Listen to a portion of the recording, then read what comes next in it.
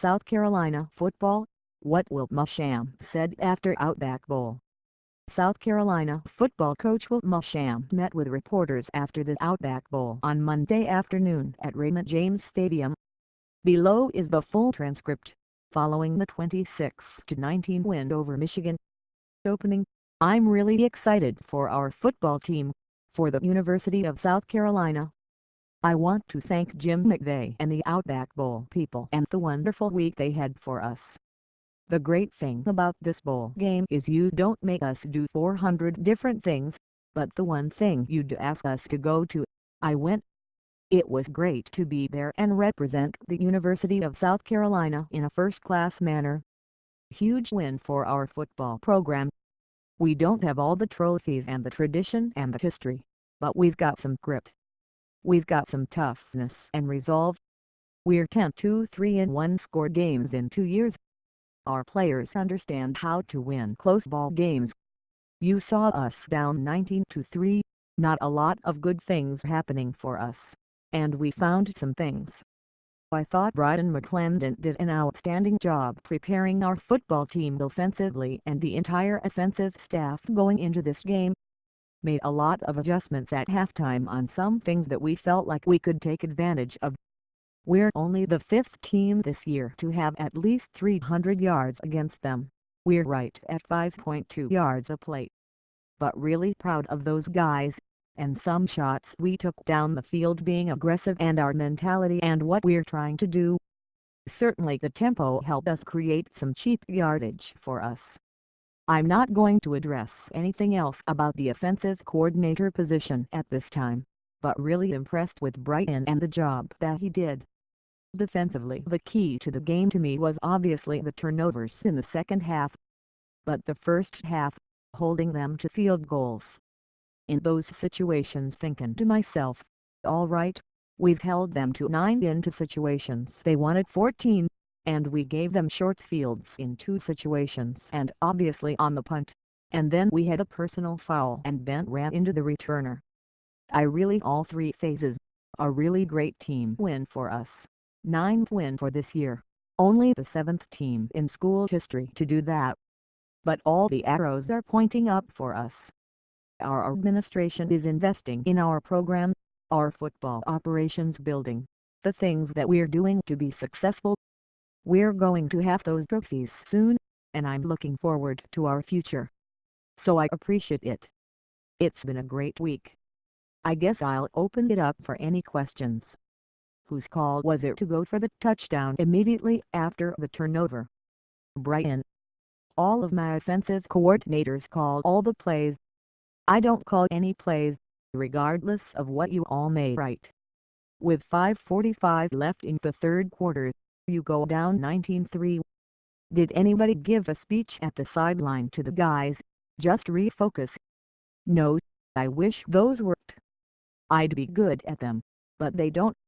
No, I think that it's 365 days a year how you run your program and the culture of your program, and our guys understanding at halftime we're at 9-3. We gave them 3 short fields. We actually moved the ball decently well against a very good Michigan defense. But, you know, at the end of the day, we play for 60 minutes, and our guys understand that, and they keep chomping and they keep hanging in there, and they realize when you have Jake Bentley and you have Hayden Hurst and you have Brian Edwards and you have some guys that are able to make some plays, and those guys are eventually going to make some plays for us, and that's why you just keep chopping and keep playing. Never once did I feel like the game was in the balance as far as that was concerned. When did you know Rico Dowdle would be available to play? Really not until yesterday.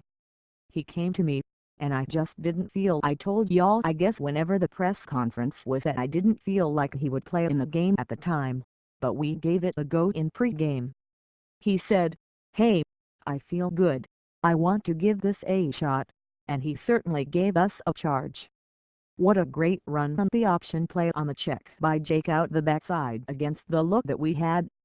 So again, he's a really good football player.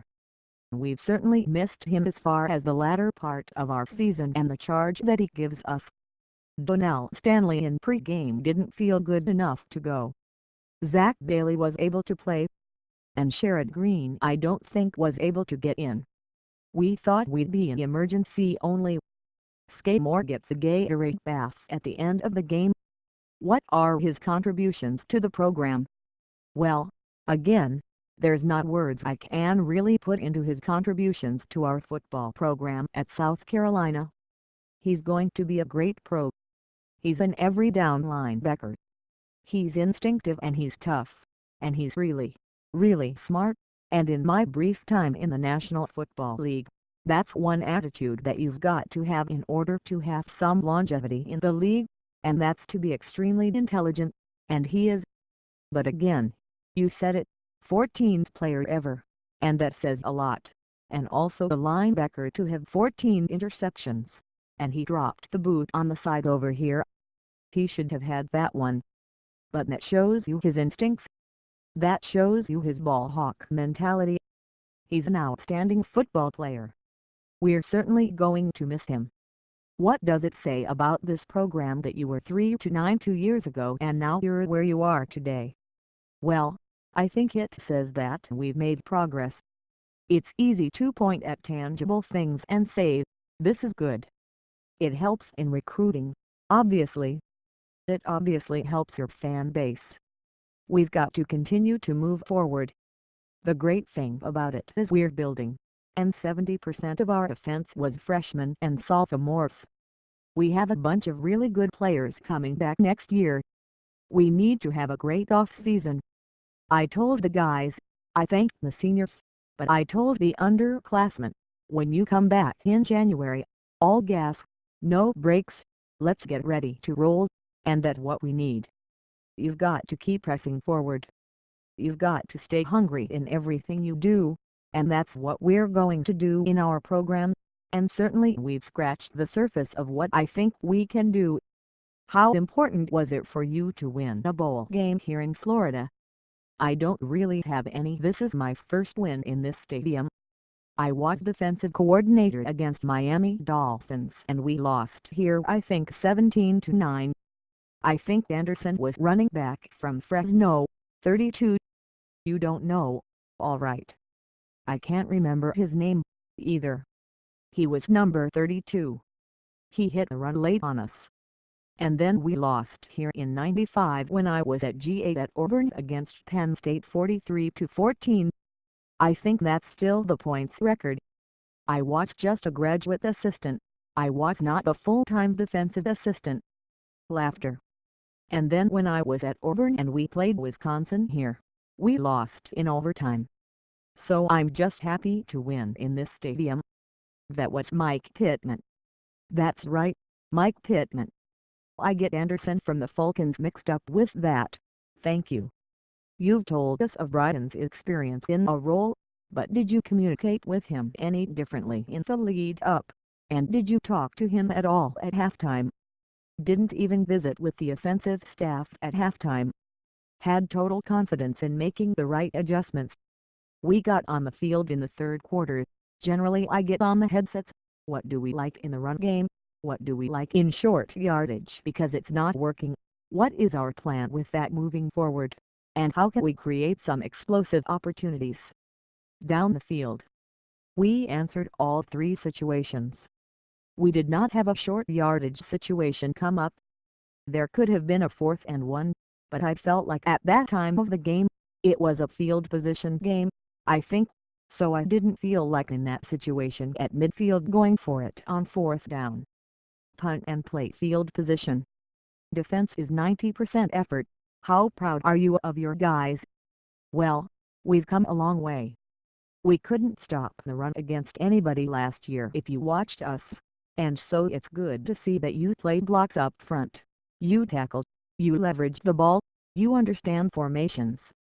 The one run that they had, we had people at the point of attack, and we missed a tackle on 22, Carrington, down our sideline.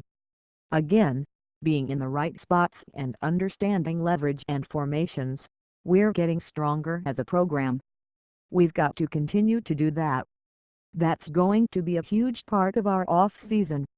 You know, Hand strength is critical for defensive players to be able to disengage and get off blocks. We've come a long way, but we still have miles to travel. What were some of the issues with the special teams today, especially in the first half? Well, you know, Chris Lamons thought Javon Charleston hit the ball on the punt return, so that's why he tried to field it. Again, we've had two situations with that this year where we've not done a good job of communicating with that. They had never sky kicked to the side of the kickoff, and having Shi Smith back, he needed to attack it, be aggressive with it.